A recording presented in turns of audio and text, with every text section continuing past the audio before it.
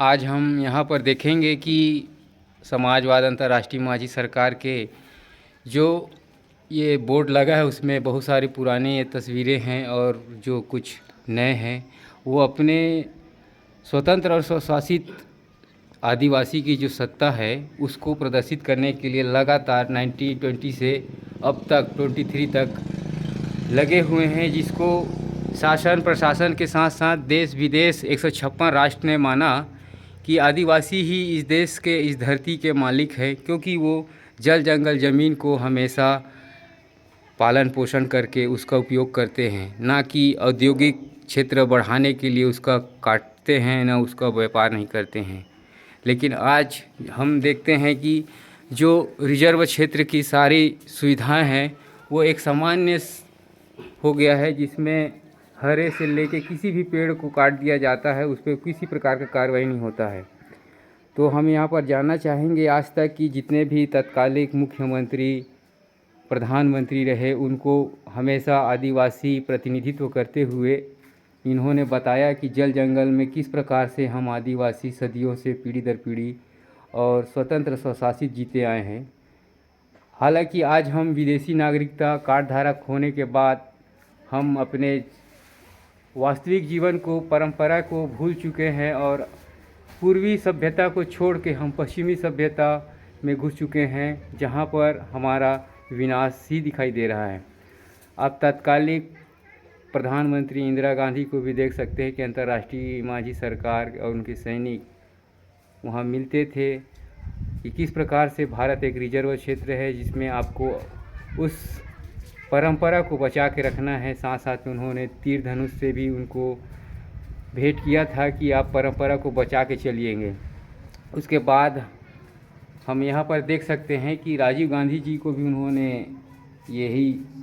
दिया था, जिसमें चंदा माता जी और पिरझा माता जी साथ में हैं और उनके सैनिक प्रतिनिधि हैं। माझी जी के डेथ होने के बाद का है ये, जिस समय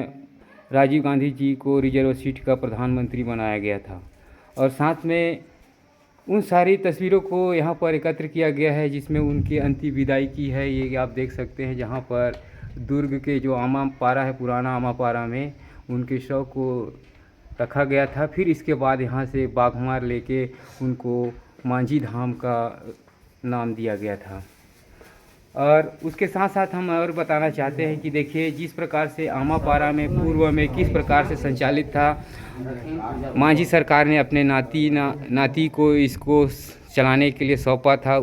जिस समय ये कहावत आई थी कि मूड़ के पगड़ी ला कैसे तहाँ माड़ी में खापत है, जैसे बोल के लोग कहते थे कि उन्होंने सीधे अपने बच्चे को कमल देव को ना चुनकर अपने नाती को राजा बनाया था। उस कारण उसको यहाँ पर समाज ने उसको थोड़ा सा विद्रोह किया था। लेकिन आज ये साफ साफ पता चलता है कि दादा का संपत्ति नाती का ही होता है। पुत्र तो एक सिस्टम है, माध्यम है जिसके तहत वो अपने पूर्वज को आगे बढ़ाते हैं। हम वहाँ के वर्तमान में जो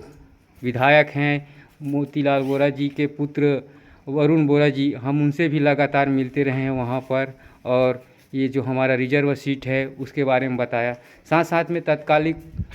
मुख्यमंत्री हम यहाँ पर देख सकते हैं कि भूपेश बघेल जी हैं, उनको भी हमने बताया कि ये हमारा परंपरा है, यहाँ आदिवासियों का पुरखौती संपत्ति है, जो जल जंगल ज़मीन है उसको आप उद्योग में इस्तेमाल ना करें और ना कि किसी धर्म के लिए विशेष के लिए आप इसको करें। ये क्योंकि ये भारत गणतंत्र है और धर्मनिरपेक्ष है, यहाँ किसी धर्म का कोई राज नहीं है, ना हिंदू मुस्लिम सिख ईसाई जैन बौद्ध फारसी, ये सब केवल यहाँ के नागरिक हैं जो अपने नियम विधि से रहते हैं। तो साथ साथ में हम यहाँ पर देख सकते हैं कि हमारे पूर्व सैनिक जो थे अध्यक्ष उपाध्यक्ष चपरासी जी, जो 2016 में 15 अगस्त को झंडारोहण के बाद का सीन है। उसी साथ साथ में हम सारी चीज़ों को देखते हैं और देख सकते हैं कि हाँ, जहाँ पर हाई कोर्ट में जाके ये कहा गया था कि ना लोकसभा ना विधानसभा, सबसे बड़ा परंपरागत सभा के बारे में जब हाई कोर्ट गए थे बिलासपुर छत्तीसगढ़ के हाई कोर्ट में कि देने के लिए जो न्यायपालिका कार्यपालिका विधायिका मीडिया है ये आदिवासियों के किसी काम के नहीं है, इस विषय को लेकर वहाँ गए थे और उन्होंने चीफ जस्टिस रामचंद्र मेनन जी से मिलकर उन्होंने ये ज्ञापन सौंपा था और साथ साथ में पूरे विश्व को इन्होंने बताया था कि हम शांति के दूत हैं और रिजर्व भारत के मालिक हैं। चलिए अब आगे बढ़ते हैं, आगे की क्या क्या है उसको देखेंगे।